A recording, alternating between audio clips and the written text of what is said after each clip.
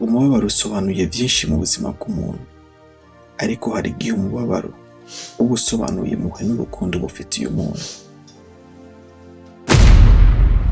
Burya igitugu kirakura ariko n'igisumba zose, kandi n'inyundo irakura n'isumba yayujuje. Genda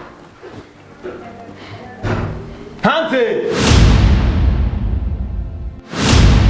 Utanguje intambara hagati yanje nawe, intambara niwe utanguje kandi nawe uzoyisozera. Uva ndabwira ikintu kimwe Jessica, wigeze umuhinga wigira umunyabwenge, umbwiza ko je ndikejo atabwenge fise, ariko ndakubwira ikintu kimwe, ndaguha amahitamo abiri.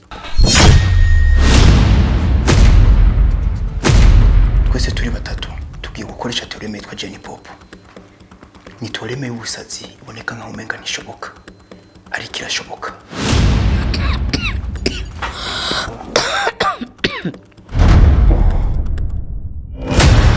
Ndagukunda cyane. Nanjye ndagukunda. Dike, icyo musaba wewe ni ukuja kure ya Jessica, kuko buri mukobwa wese ameze nka Bluetooth. Iyo umugiye kure ari deconnecta, akikonekta kuri hafi yiwe. Jessica kwinjiza Ken mu nzu yiwe byari bimeze nk'igisamagwe cinjiye mu ishyamba ryacu.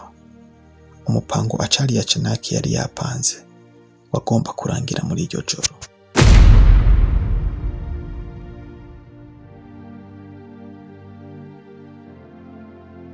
Byukuri umugore wanje ndamuhora iki?